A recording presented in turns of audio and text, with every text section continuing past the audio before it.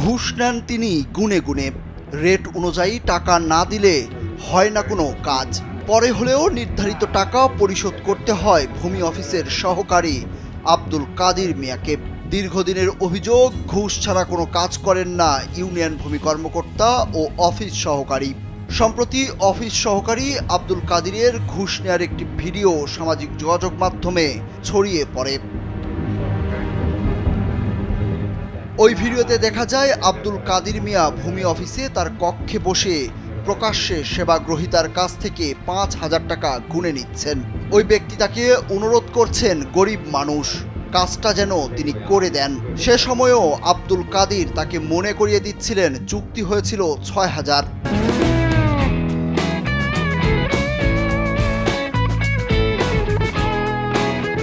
দিলেন ৫,০০০, পরে হলেও বাকি টাকা তাকে দিতে হবে।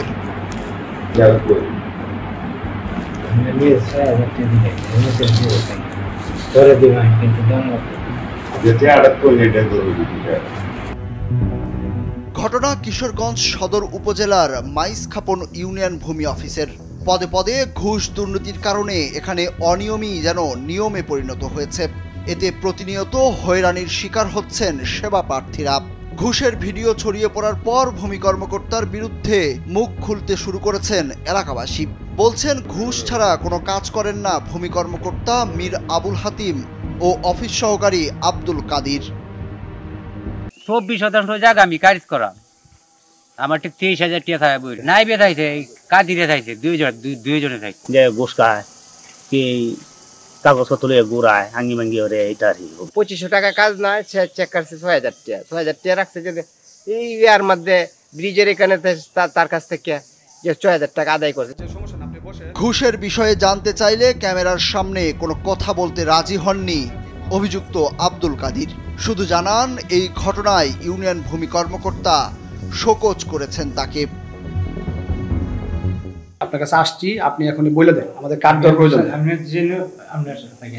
দেখা করার জন্য আমাদের সাথে দেখা করার প্রয়োজন। কারণ এমনি তো আমার সমস্যা হয়ে গেছে, কারণ আমি শোকজ করছি।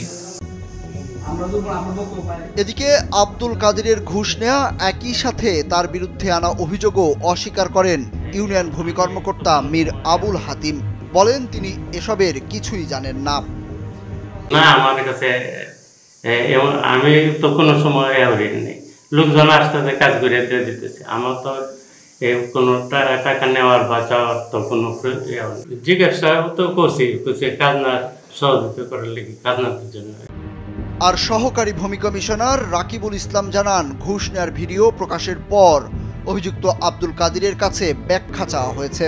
একই সঙ্গে ঊর্ধ্বতন কর্মকর্তাদের কাছে বিষয়টি জানানো হয়েছে বলেও জানান এই কর্মকর্তা।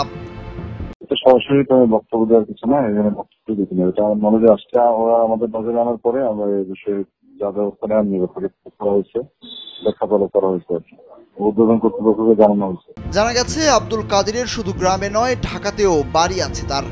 গ্রামের এই সুসজ্জিত বাড়িটিতে নিরাপত্তার কোনো কমতি রাখেননি তিনি। ১৯৯৭ সালে পল্লী বিদ্যুতের চাকরি ছেড়ে ভূমি অফিসের অফিস সহায়ক চাকরিতে যোগদান করেন আব্দুল কাদির।